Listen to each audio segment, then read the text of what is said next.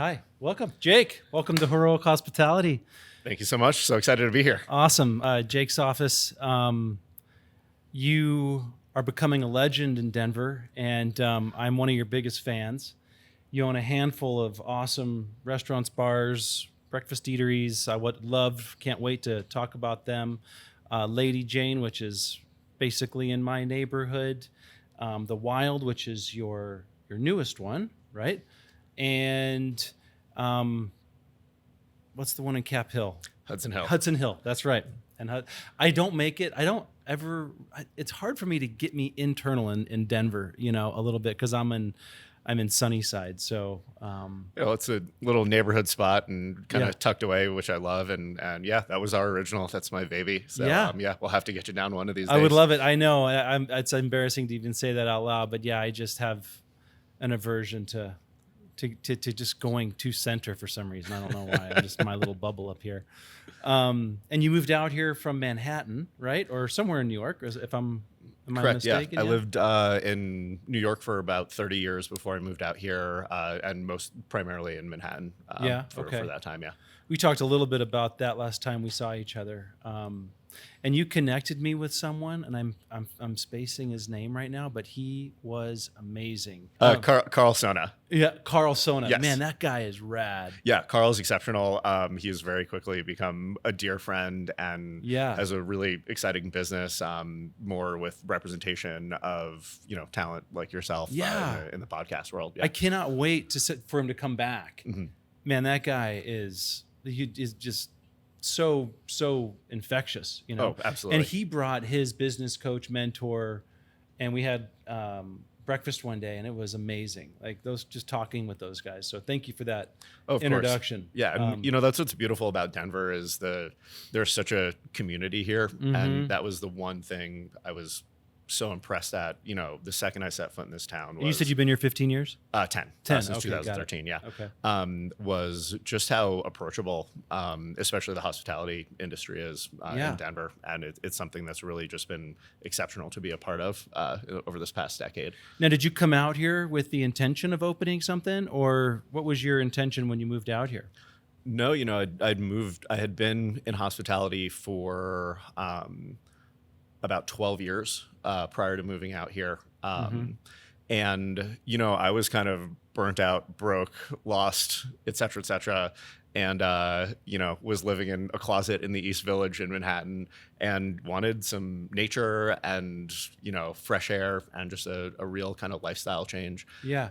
So, when I moved out, just really kind of committed to enjoying my life and just embracing the mountains and the social scene that was really very up and coming in Denver, and just a little change from being in Manhattan for so long. Lifestyle is a lot different. Oh yeah, it's incredible. I've been chasing lifestyle my whole life, I feel like. Yeah. But I also just kind of had this bug in the back of my head, and a couple months, probably about 2 months after being here, started working on my business plan for Hudson Hill. Got very lucky with some friends of mine who are now my partners and investors in the entire company. You met them out here? Correct, yeah. Cool. And and it was just this whole kind of very organic process that really just started to fall together. Amazing.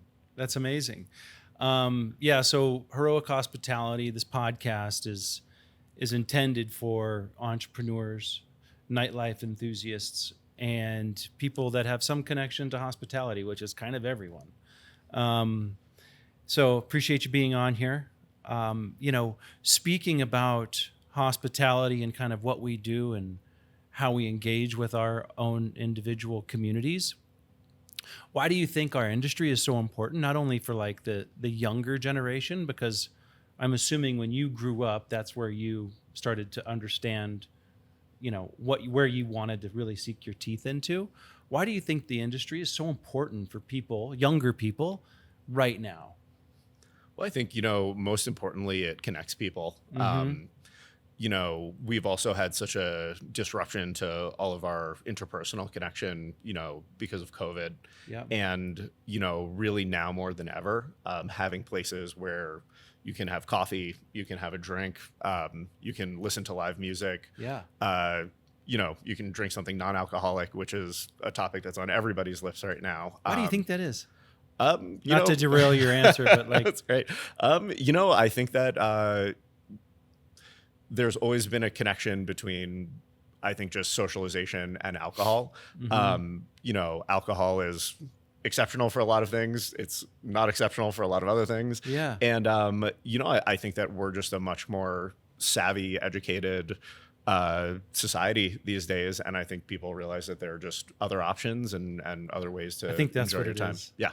Other options. Yeah. And, it's a lot better And when I now. mean other options, I don't mean non-alcoholic drinks. Yeah. Yeah. But it is nice to see, it used to be, if you didn't want to drink, you had to drink something kind of crappy off of a soda gun. And now, I mean, there's canned products, there's bottles of non-alcoholic spirits you can buy that cost more than regular spirits nowadays. And it's wild. There's a lot of creative attention that goes into, not having to drink when you're at a bar, coffee shop, nightclub. Yeah, the judgment's maybe a little lower. Yeah. And and it feels a lot better too. Yeah. It's nice to be able to not have to clearly be drinking a glass of water or something like that. So and I doesn't know, hurt our businesses, or it hurts our businesses, but we still people being healthy is more important than us making a little scratch. So absolutely. Yeah. And just having people in the room is just a blessing, and that's what really puts a smile on my face. So I think I derailed the question, which is like, why do you think the industry is so important, in particular for younger people? Yeah. So like I was saying, I think connection is the most important part of that. Getting humans in a room together is just one of the most healthy, enjoyable practices that I would say exists. And that is something that, I think that's why all of us really do this. Like, we want to see people spend time together, interact together, date, hang out with friends, spend time with family. It's a backdrop for all of that. That was my vision for Hudson Hill when we opened it, was, really a place for just the community. The mission of my entire company is to create the modern neighborhood bar.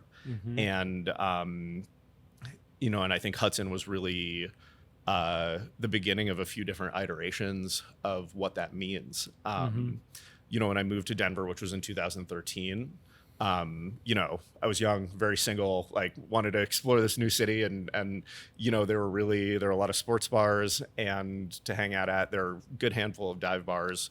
There were also, if you wanted something nice, you really kind of had to hang out at a restaurant, which wasn't really, my scene. And also the coffee scene in Denver was very young. It had just, that third wave coffee shop had really just started to hit the market. So, immediately I was like, we need a casual cocktail bar, and, that has coffee, a place that you can hang out all day. And I think that we really struck a tone of relevance where, people could come and, you could work on your computer and have a cappuccino. You also could have a shot of Amaro with that cappuccino if you wanted to. And, it was really beautiful to be able to see, people come out for meetings and, just a little hangout during the day and watch that evolution into, your happy hour, afternoon drinks, et cetera, et cetera. And, you see the evolution of human interaction throughout the day. And it's amazing. It's really fun. Yeah. Yeah, it's amazing. I've been thinking a lot about this question, and, the more you listen to this podcast, the more you're going to understand the root of why we're here. Not only do we want a chance to connect, but we're also going to be neighbors. So stay tuned for that, which is going to be an awesome chat. Can't wait for that part of it. So I've been thinking a lot about like what this industry, restaurants, bars too, but more like restaurants. For me, growing up in restaurants was always like that. You always had kind of a big brother, and you always kind of had the sister that hated you, or the brother that hated you, or whomever.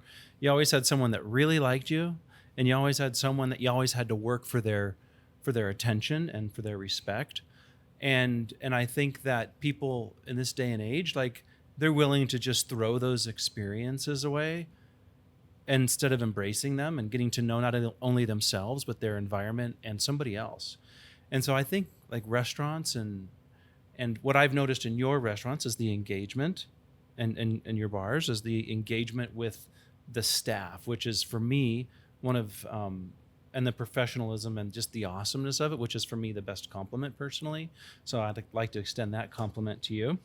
And so I guess you can kind of wrap that up by saying mentorship and that struggle of that interpersonal connection, and the reward of that interpersonal connection. That for me is what I'd like to see younger folks that have chosen to be in this industry pay attention to a little bit more. Because information is not knowledge. It's your experience that is. So what in your experience has allowed you the opportunity to kind of create these amazing places? And first of all, thank you. That's very high compliment, and glowing inside. Yeah, trying to tamp it down for the cameras, but I really appreciate you saying that. Yeah. But I think that my background is all fine dining, and the environments that I started working in. I started doing this when I was 18. Was the very like old school model of a fine dining restaurant where owners were absolutely crazy and, breathing down your neck all the time. Management was extremely intense. It was a very, very high pressure environment where everything had to be perfect. And, I personally really thrived in that environment. Knew what I was getting into, and it's not the best way to run a business. And I think that the industry has really made strides in culture and management practices. But, at the end of the day, the intent there was to just deliver this perfect experience for your guests. Yeah. And, keeping that at the forefront of your mind, opens up a lot of doors that, these individuals are coming in to celebrate something. And it can be something as little as catching up with a friend, or it can be a marriage proposal. Yeah. And, it's our job to do everything in our power to make that a perfect experience. And there's just something very special about that. Yeah. And the part that I really love too is, there's so much, a great experience can mean a lot of things, but for me, it was always broken down into these very specific aspects. And I know you have worked at some legendary restaurants for Thank some you. incredible, like world-renowned operators. And, it's really impressive when you break down steps of service and, the highest touch points of guest experience from the second they walk in the door. It's really amazing, the just science and business behind, just stimulating someone's mind and experience and really just delivering that to them. And I've always been really impressed by that. It's amazing. And I hear what you're saying. And if, just to inflect a little bit about my impression about what you're saying is having a high degree of like self-awareness, and empathy kind of go hand in hand. And I think one of the things that I gained from my fine dining experience is empathy. Really like through the customer's lens for sure, but also through the employee's lens, because employees have lives just like we do. Sometimes they're chaotic, and this environment is mostly chaotic. A lot of the customers and the guests that we have in our restaurants and bars, you see the best side of them, obviously. But like how, what happens to somebody before they come to work, or what's that experience, that drive from the customer through the customer's lens, if they're like fighting with a spouse, or what happened in their work life that they just need to get out and get a drink, or if they are celebrating something, and really trying to identify and be present to trying to understand that experience, especially in fine dining restaurants, because the ticket's so high and the expectation is so high. we run establishments where we have high expectations of ourselves and what we offer, but these aren't like high expectation environments like what you're talking about and what I've also lived through. So thank you for sharing that. That's amazing. That's fantastic insight. So is there a nugget that you've like taken from those experiences that you've inserted into your culture at your 3 establishments, soon to be 4, by the way, just saying? Yeah. It's really to put your team first and to listen to what they have to say. I think that's the biggest change in, where the industry was a decade ago, and in everything that I've learned is, being a great employer is, it's second to none. It's what I hold as my highest priority. And it's really wonderful to see that be, just commonplace. It's really an industry standard now. Are you doing anything personally that allows you that more of an opportunity to show up better for your employees? Like what are you doing like as a leader to accomplish that? I think, self-care is a whole other sort of conversation. No, it's not. Definitely. It's something that we just talked about sobriety Yeah. or minimizing, alcohol intake. I think it is really relevant, brother. Yeah. I think to answer your question is really, in my personal life, to do everything to allow me to be, as present as possible for my interactions with my team, and making sure that, meet with management weekly, sit down and check in with staff, just have like a little, one-on-one or small group session with the team and just see how everyone's doing. Yeah. But it's really, and it's reflective of, kind of what you were discussing with, paying attention to the needs of the guest and trying to pick up that anniversary, special occasion, mood, et cetera, but bring that mentality, have it start with your management practices and see what your team needs with their schedule, their day-to-day, prep, production, et cetera, all of the back end stuff that gets you ready to serve your guests and to work. We try and make that be easy, approachable. And there's a very high level of communication that goes into successful processes there. What's an example of how you empower your employees? All of them, managers, line level. Yeah, I think that it's the consistency, and regularity with which we communicate. And I think that's really the biggest tool. We don't really have many business practices that are completely set in stone. And, I've found that the relevance of a lot of internal operations can change every 3 to 6 months. Your business comes in at a different time of the day because whenever the sun sets and, X, Y, and Z. Especially in Colorado. Oh, yeah, totally. The shift is heavy. Yeah. But it's really just paying attention and having a finger on the pulse and getting a lot of feedback into making sure that things are going really well for the staff. Yeah. Well, adaptability is what I just heard. You're very adaptable and you pay attention to that. And I had my business partner on the show yesterday, and we talked a lot about being, having that mindset of being able to kind of bob and weave when needed, and that adaptability piece of our business is so important. And you just described it perfectly. And I think if I heard that right too, you also empower your employees to make decisions because you don't have strict guidelines. You have like lanes, but you don't have like strict guidelines. Did I hear that right? Or is it very much this is the standard operating procedure, and then you can work within that, or what does that look like? Yeah, I think that it's really making sure that the procedures are relevant and working properly. Is how we found there to be a lot of success. Cool.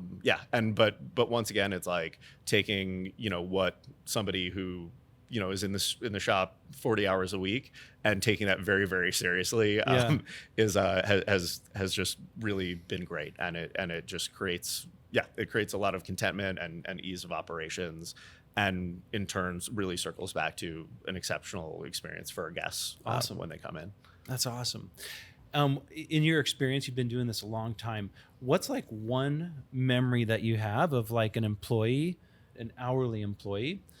How have you seen an hourly employee, their growth over the course of the time with you, or they've worked with you for a little bit and then gone on to do bigger and better things with a different company? Yeah, I love those stories. Yeah. So I have one employee I can think of who's been with us for 6 years now, and started out as a line level barista, and he's a general manager and partner in one of the locations right now. And has one of your locations. Correct. Great, Yeah. great. And he has really been. He's become a very dear friend, and it just has he's somebody who has been ambitious and, really just loves to learn. Yeah. And I know, entrepreneurship is a big theme for, your programming here. And, that's just something that's so important across the board, is just like that thirst for knowledge and desire to just expand your knowledge and perception and experience in the world. And he's somebody who's really just embraced that and has just really wanted to continue to develop and grow and also just loves hospitality. You can't train that. I mean, it's a lifetime learner. Yeah. You can't train that. And I think one of the reasons, one of the like a little nugget of why we continue to be friends, I'm sure, is like we want to surround ourselves with people that aren't just who they were yesterday, but are always trying to learn and evolve. And that is an amazing story. And is that person still with you? Oh yeah, absolutely. Who is? You want to give him a shout out? Anders Lito, general manager at the Wild. Made it on the show. Yeah, the hero of hospitality in your company. That's awesome. I have a story. That story, I owned a restaurant called Lower 48. I don't know if I think that's right when you probably have a little after you moved here. It was pretty short-lived, a couple years.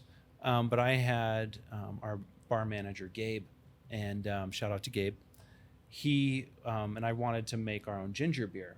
And so he was tinkering with this ginger beer, putting it in kegs, hitting it with CO2 and really just making the best ginger beer.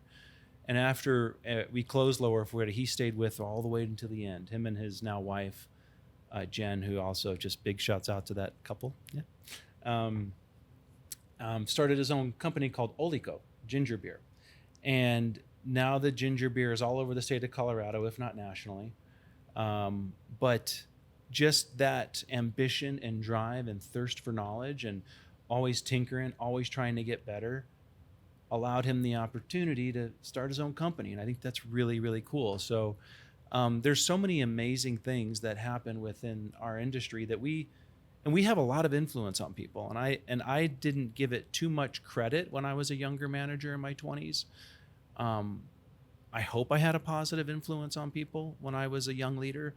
But it's hard when you're a young leader and you're trying to understand not only yourself, but that environment.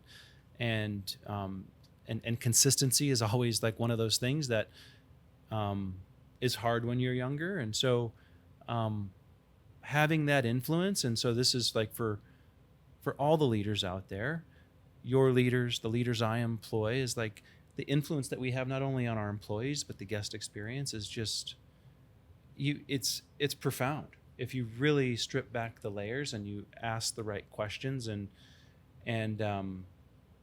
dig a little deeper, we have a lot of influence, and it's important that we pay attention to that and not to abuse it, and to encourage others to do the same.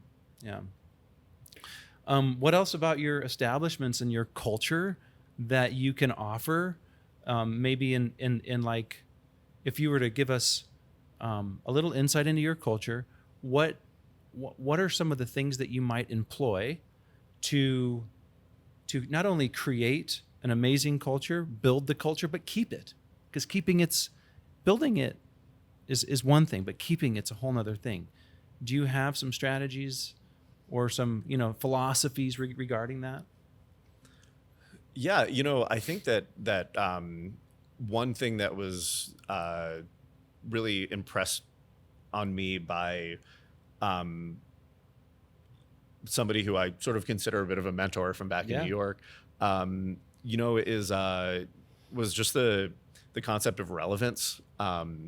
Was Great word. was really important. And I'll use, since you've worked with French food in the past, Yeah.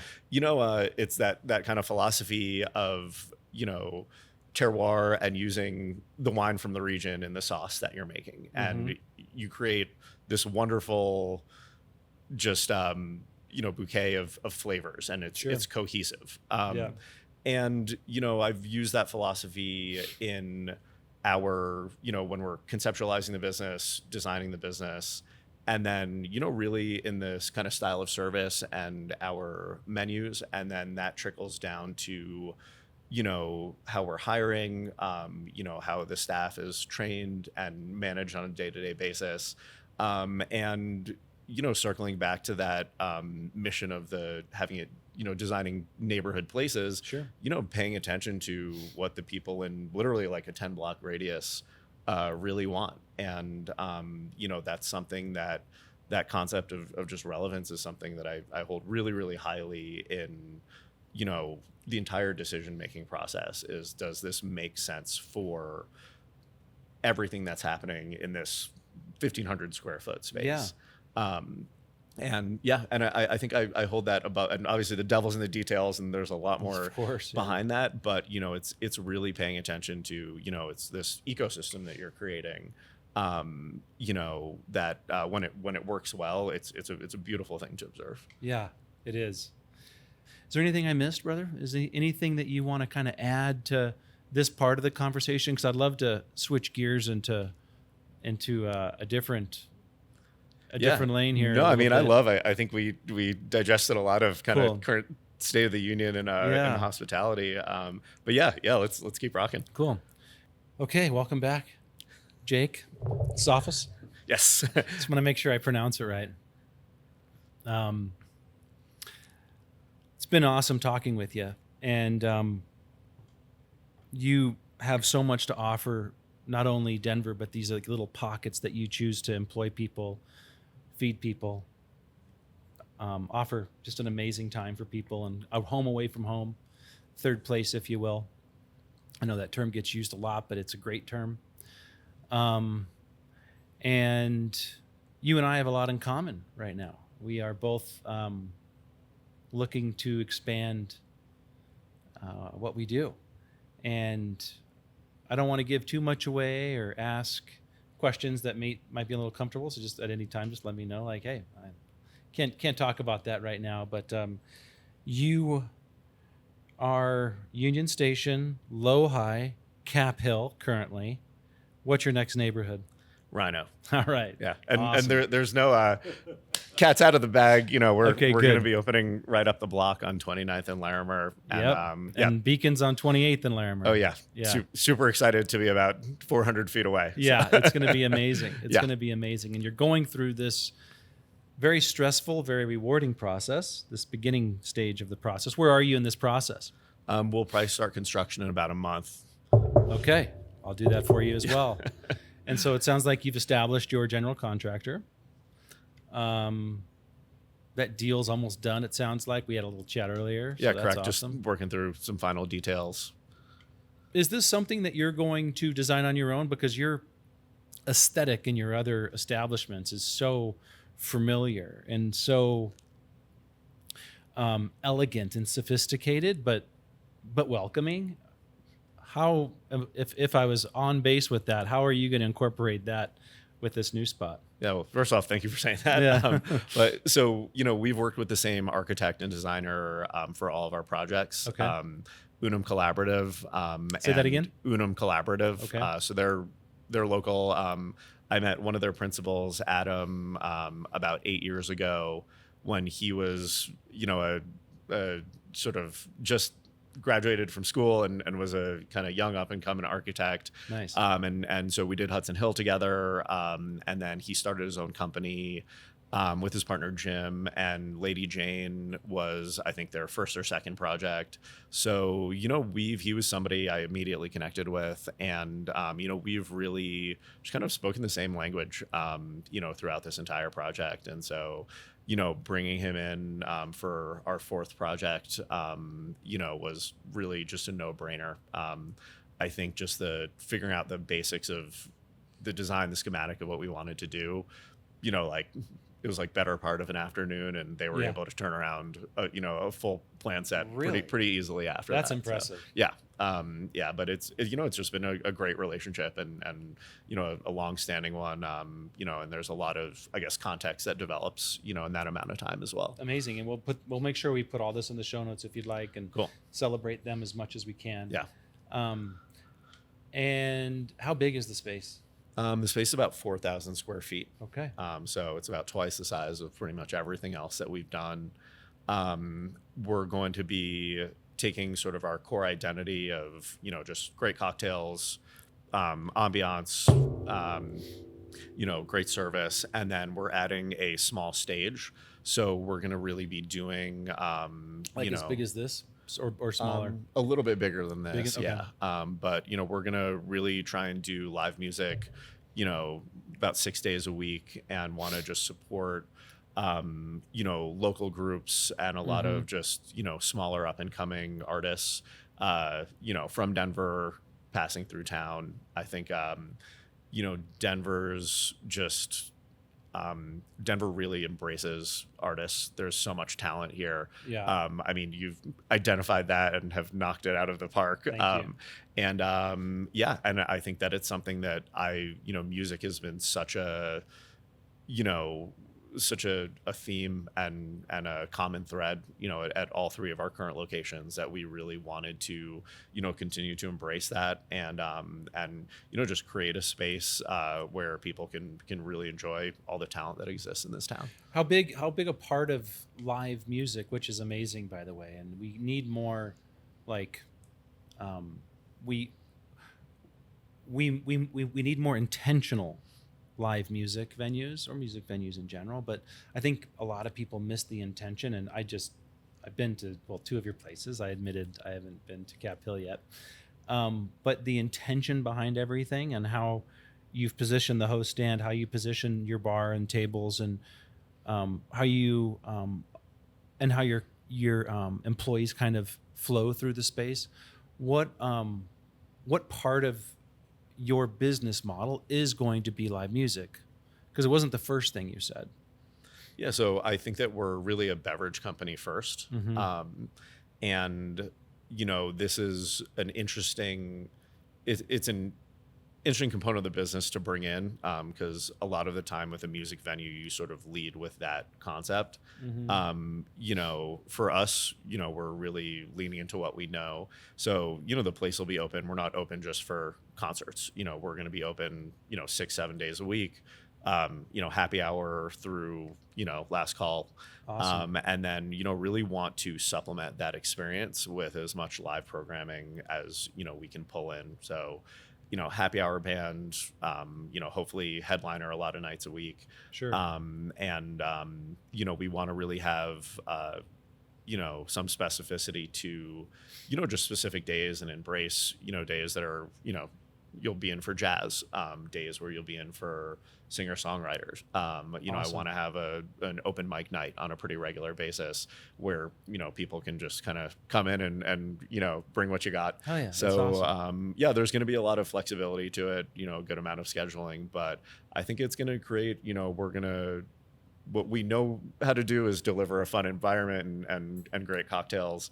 And then, really bring in, this other component of, just really fun, varied programming. And I think from everything I've seen. And you said the word 6 received. days. Are you only going to be open 6 days? Most likely, yeah. That makes sense. Yeah.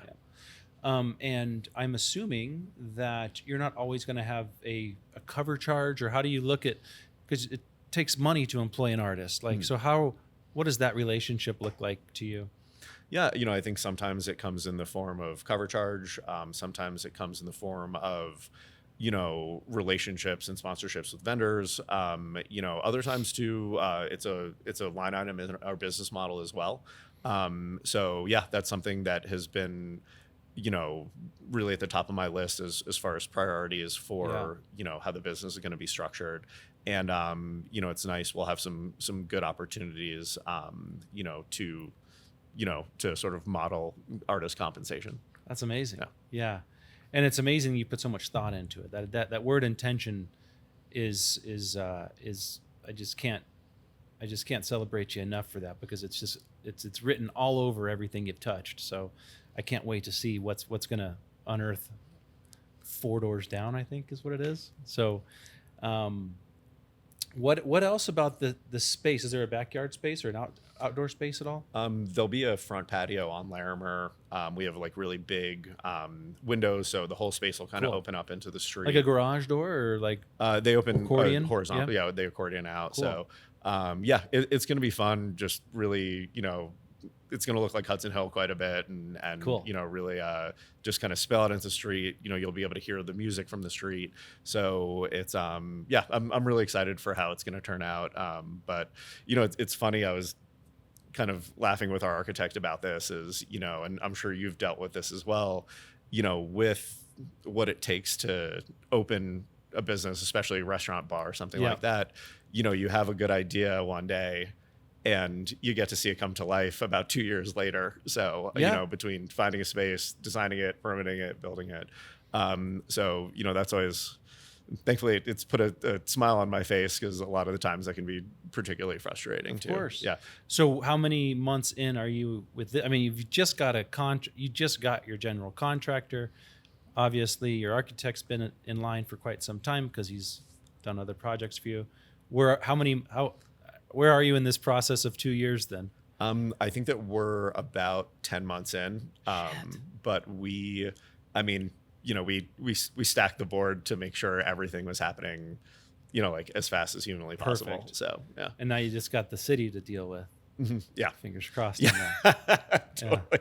It's insane. The curveballs are about to begin, because you've controlled what you could control up to this point. Right. And it's a full contact sport at this point. Totally. But your Jamie, who you had on previously, of course, brought up something. On record. Yes. Brought up something really interesting in your guys' conversation, being almost the need for an entrepreneurship council in the city. And that really struck home, because it's very hard for, entrepreneurs, small business owners, to really have, direct and efficient representation with the city. You can pay architects, engineers, contractors, lobbyists, to get things done. A lot of us don't really have the money to do that, or the time. Yeah. And, this climate in Denver has changed so much on the regulatory side, that getting something done, and all the little bits and pieces that go into starting a business have become way more difficult than they were, 8 years ago when I was getting Hudson Hill put together. So that was something I would love to kind of see, and a discussion that I think, should be embraced by entrepreneurs in Denver, is to really, have somebody in the mayor's office who can, liaise with building department, every other, sort of like regulatory, department in the city, to help entrepreneurs out. And it was really great to hear her say that, and it's really had my gears working the last couple of days. She's so connected, and it's so inspiring to sit with her. We talked a lot about that, and I am 100% supportive of anything we can offer here at Beacon, or I can offer personally, my time. I'm 100%. So if you wanted to figure out a way to work together on this, I'm happy to do that, and would be honored to do it with you. So yeah, we should absolutely look into doing that and talk bring more about that. And talking about collaborating, we're going to be neighbors, and I've been thinking a lot about, like, how can we work together with, like, certain things. One of the things that I'm really proud of at Beacon that's outside of like the employees and the guests and the amazing DJs that we have is supporting local artists. The first Fridays is just my favorite day of the month, like literally my favorite day of the month. We have consistently, since we opened, even when Beacon was a core and shell, had first Fridays here. And it's something that we'll always do and we'll always put a lot of energy into. So this next first Friday is that day of the month. So I'm stoked. But I'm sure there's gotta be ways that even if I share our resources with other artists, because I'm an open book when it comes to all this stuff. And it's like, maybe how can we, in your opinion, like how can we work together to make Rhino the place we want to be, right? Because I think we're already doing that, and I could speak for myself. I'm already doing that. I love being here. I love being with the staff and the team and the guests and all the other businesses. Is there anything that you can think of that we can collaborate on that, I think a First Friday is a good example of that, and like what that looks like. It's like, oh, drink ticket here, drink ticket there, or, free entry here, free entry there, or like pay here, pay, like, like a wristband will go about both ways, or I don't know, because we are different. You're going to be a live music venue and we are an electronic music venue. If you don't have an answer, let's just talk about it at some point. Well, actually, I had a question for you, if you don't mind, as please, let's hear it. To that. So, of course, I love it. Could you give a little insight into sort of the secret sauce that you have to, really being able to, stack such a roster of, and really, though they're electronic artists, they're still live artists, very much so. They're live artists, and sure. You guys have, and I've really seen it snowball in, having multiple artists day-to-day basis come in, plays really enthusiastic sets. And, I haven't heard a single person who's been here who hasn't had an incredible time. So, thank you. Can you give a little bit of insight to that as we sort of roll it up into... Happy to. Happy to. And shout out to all the DJs that have made this place amazing. And one thing that I still get goosebumps when I hear it around town is the Beacon vibe. And what an amazing compliment. And so I'm just like, my heart warms every time I hear that, and it's just amazing. Robert and I talked about this on the show yesterday, and it's never have imagined such a compliment. But I think they really love playing here. We have a great sound system. We had some issues at the beginning. Traction is who we use for sound. We had some issues at the beginning because that wall was a garage door, and we had to cinder block, we had to shore it up so we didn't disturb the neighbors, which it's a big priority for us is to really respect the relationship we have with the neighbors. And so we built a cinder block wall, and now we can actually throw the party we almost want to have. The sound system's almost being used that we have, but it sounds great in here, and I think that is a big part of why people want to play in here. They also love, and I think that DJs just love being, 6 or 7 inches above the heads of all the amazing, beautiful people that are dancing. They get to see the cloud feature and the artist curated space, and so they feel like they're surrounded by art. Is a assumption that I'm making, but I feel like they like the sound. I feel like they like the vibe. I feel like the guests that come in here are here to celebrate the DJs and the artists.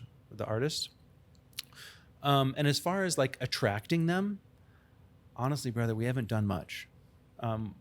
We haven't done much. We actually have had to put pretty rigid guidelines on how we welcome DJs into our house, because as amazing as a talent as Denver has, we're so blessed with a lot of amazing DJs. There's also some that are getting aren't as professional as others. We've had DJs that are trying to bring in their own booze, even though we give them drink tickets, and it's like, so you never really know. So we go through this vetting process, and what we're trying to do is make it a more professional environment for them as well. And so there's an intake form that you have to do. You have to agree to a couple things. One is like, don't bring alcohol. It's like, it's very simple. So we're not trying to reinvent the wheel, but we are trying to make whoever is applying to play here, having them know that it's a professional environment and you're here to play music professionally because we're hiring a professional, right? And so one thing that we are trying to do as a business and company is make sure that's instilled in our talent. I think the way we welcome them is really important. Ashley Hardy, who does all of our booking and who is our a leader here at Beacon, is also an artist, is also a DJ. She came from San Francisco to work here, and has done an amazing job supporting all of the talent that comes through Beacon, and is a DJ herself, so she understands the rules to the game. You know, when you DJ here, another thing is that we offer premium state-of-the-art equipment with great sound. So you don't have to really bring anything. There's no load in, load out. You roll in, and you're welcomed with a smiling face, ideally, you know, a couple drink tickets, and a lot of love. And I think that goes a long way. You know, we treat them like family because they are. Yeah, that answer your question? Absolutely. Okay. Yeah. Cool. Yeah. And I'm like I said, I'm excited. I think that the variety of programming that's going to be available on the block is going to be such a draw. Cool. And Can't wait. I think there's a world of coordination and collaboration that I'm really, really excited to get into. Amazing. Yeah. Well, I can't wait to talk more with you about it. Maybe we can get you on and do like maybe I could do like an interview thing, and we can, once we get a little closer, then we can like really push this. Yeah. How did you go about raising money for this? Because there's a lot of people out there that are kind of like deer in the headlights, rightfully so. It's a lot of money. It seems overwhelming. How do you really like choreograph like the fundraising process that works for you, and that like, what does that look like for you? And how could you distill it for us so people can actually wrap their head around it? So, I've had the same investors since day one, at Hudson. They've been with me since, 2 or 3 years before we even opened the doors. And we took on some additional investors for this project. A lot of it were people, I had relationships with prior to, one thing, it's very important to know where your money comes from, to know the people that you are going to be bound to and working with. Pretty in depth is really important. But I think that the most important vessel for all of that, and the only starting place, in my opinion, for any of this is with a business plan. I worked on the business plan for Hudson Hill for about a year, and going through that process, you just learn so much about what you're going to do and how to do it. And, it's an exploratory process and a learning process for yourself. And, that if you're thorough with that and honest with it, that will immediately translate to people who will completely, back you financially, socially, whatever it is you need. Because really at the end of the day, people throw this term around, you're investing in the person, you're not investing in the business. That's true. But, I think there's a lot of truth to that. Oh my God. Yeah. And that's really it, is, having a plan and that helps you get investment, but it also, that's your business. That's your entire, runway. That's your path to success. And it's a really good check, because it's so easy to fall off that path and go in a different direction. And sometimes, you need something to come back to, just to be like, hey, like, this is not what we're supposed to be doing. And yeah, business plan all the way. I'm a huge advocate of that. Yeah. How has your other establishments, if you could speak to all of them, deviated from the business plan that you created? You created something, you thought this was going to be something. What's been the deviation in that? From a percentage wise, 10%, 15%, 100%. That was the business plan. We did exactly what we thought we were going to do. It's kind of hard to say. I think I've done a pretty good job. None of it is 100% accurate. Yeah.